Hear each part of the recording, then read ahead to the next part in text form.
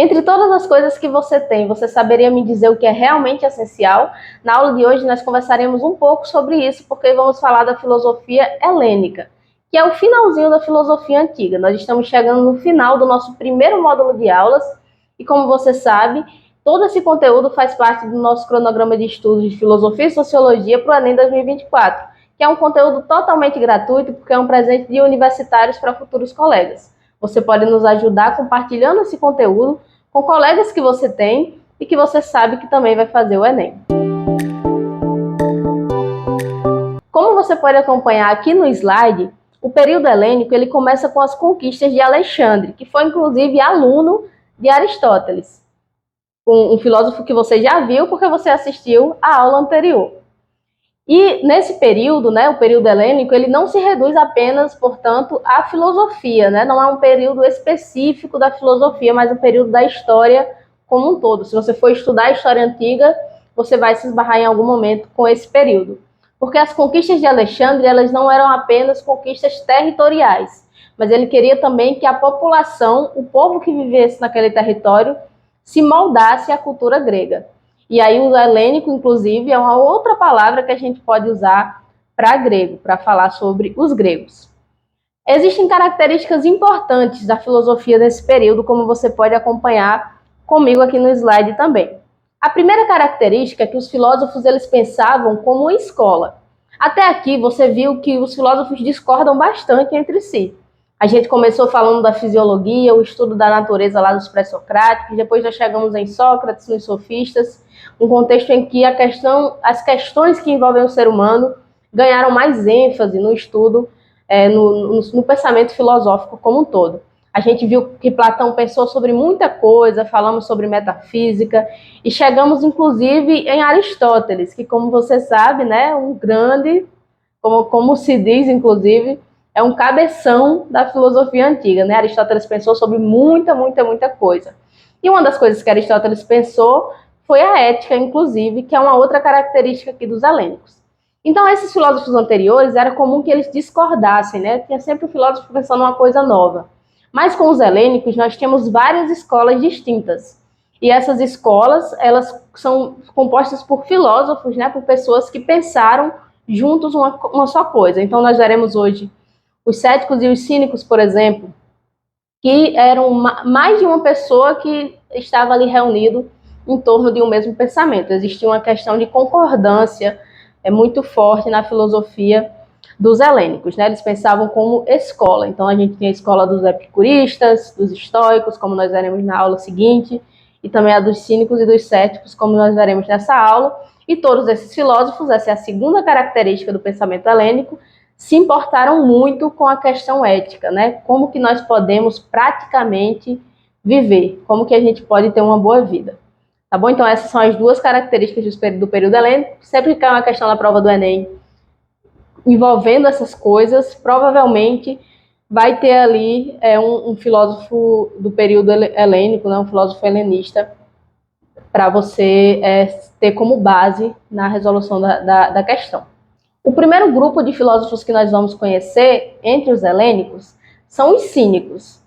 Essa palavra, assim como cético, ela foi incorporada ao nosso dialeto corriqueiro, assim, de uso corriqueiro no dia a dia, e a gente acaba, muitas vezes, não sabendo, confundindo, achando que na filosofia a palavra tem o mesmo sentido que tem, que a gente usa no cotidiano para falar de uma pessoa falsa, por exemplo. Então eu quero lhe propor um exercício. Você pode dar uma pausa na aula e anotar aquilo que você entende por cínico. E aí depois você vai conferir para ver realmente até onde essa concepção que você tem é limitante ou não, para que você não chegue na prova do Enem e na hora que for citado cínico lá, você acabe sendo induzido a responder uma alternativa errada, por você ter essa palavra muito familiar para você e você acabar não entendendo que na filosofia ela não tem esse mesmo sentido que a gente usa no nosso dia a dia.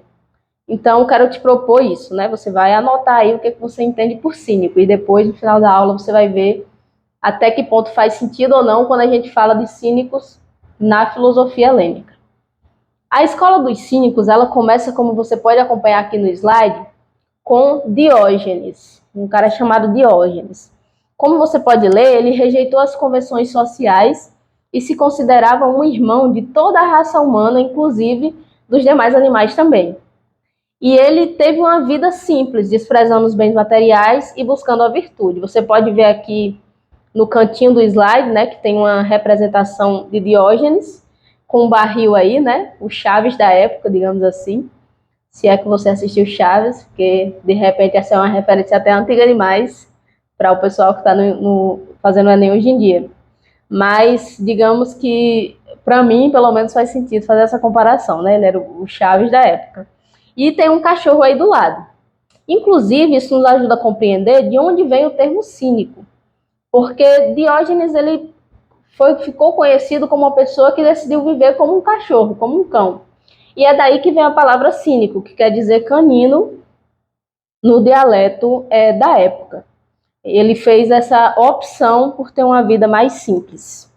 Existe, inclusive, uma anedota, né, uma história que a gente não sabe até que ponto é verdade ou não, que diz que um dia ele estava lá no barril dele, de boa, e se encontrou com Alexandre, né, o dito Alexandre lá das conquistas, que um nome muito relevante quando a gente fala no período que Diógenes viveu, que é o período helênico. E dizem que um dia ele se encontrou com ele e Alexandre perguntou para ele o que ele queria e ele pediu só que Alexandre saísse do meio, porque Alexandre estava tapando ali a luz do sol, que era tudo que ele precisava. É claro que a gente não sabe até que ponto, né, se a história é verdade ou não, mas ela ilustra bem a opção que Diógenes fez por ter uma vida simples. Ele se preocupava com a virtude e não com os bens materiais.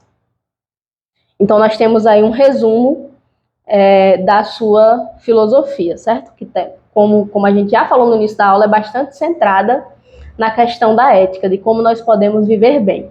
Ele buscou a virtude e a liberdade moral, e para ele isso significava o quê? Primeiro, controlar os nossos desejos, não ser dependente dos nossos afetos, no sentido de aquilo que nos afeta, aquilo que a gente quer alcançar. A gente não precisa ter a nossa vida inteiramente dependente disso aí. A gente precisa ter o controle e governar os nossos próprios desejos. Isso traz uma noção de autonomia, né? Além disso, a virtude e a liberdade moral significava para ele também ser indiferente aos bens que podem ser proporcionados pela fortuna. Fortuna no sentido de tudo aquilo que pode acontecer e melhorar, vamos dizer assim, a nossa vida, né? Os bens materiais, as condições sociais que a gente possa ter. E esses bens, a gente precisa ter uma indiferença em relação a eles para que a gente não dependa disso para ter uma vida boa, né? Afinal de contas, nem sempre nós vamos estar afortunados. Na maioria das vezes não estaremos, inclusive. E com isso a gente conseguiria se livrar do medo. Então, se a gente controla os nossos desejos e se a gente é indiferente, que é um termo extremamente importante para a filosofia helênica, você ter a capacidade de não se afetar, né? Você ser indiferente, tanto faz, tanto fez, e controlar os nossos desejos, essas duas coisas significam, né, a virtude e a liberdade moral, e conseguindo elas a gente se livra do medo. A outra escola que nós vamos conhecer hoje é o ceticismo, que também é uma escola do período helênico. O cético também é uma palavra que a gente usa com uma certa frequência no nosso dia a dia para se referir a pessoas que, segundo nós, não acreditam em nada. E aí a gente precisa ter um pouco de cuidado também, porque para entender de fato o que essa palavra significa quando ela é aplicada a esse contexto, que é o contexto da filosofia helênica. Porque senão, novamente, corre o risco de você chegar na prova do Enem e acabar respondendo uma questão que seja uma pegadinha, vamos dizer assim, né? Uma questão que pareça, porque no seu dia a dia você usa a palavra dessa forma, mas que na filosofia não é exatamente isso, e aí você acaba indo para a questão errada. Então é importante que você entenda como essa palavra se aplica na filosofia helênica, que é exatamente na escola dos céticos, que começa com Pirro de Elis, como você pode ler aqui no slide.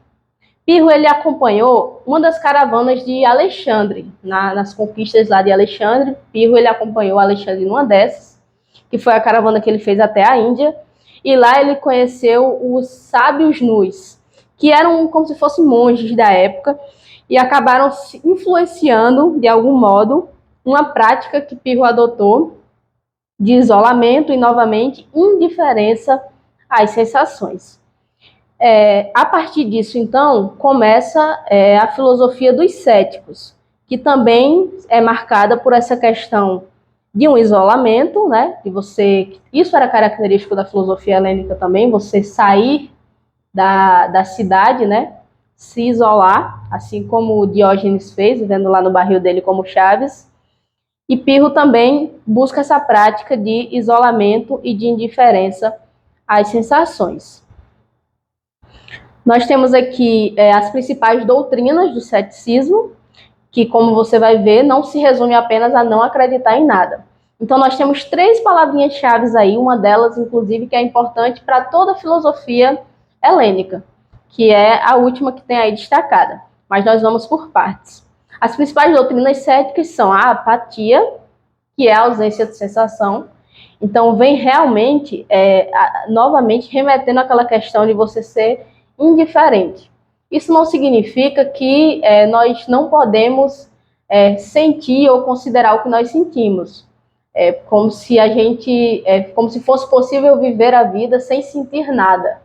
Não é sobre isso, é sobre o que nós fazemos com as nossas sensações. Nós não podemos controlar se nós vamos passar por isso ou por aquilo, mas nós conseguimos controlar, pelo menos para os filósofos que nós estamos trabalhando aqui, nós podemos controlar a nossa reação a isso.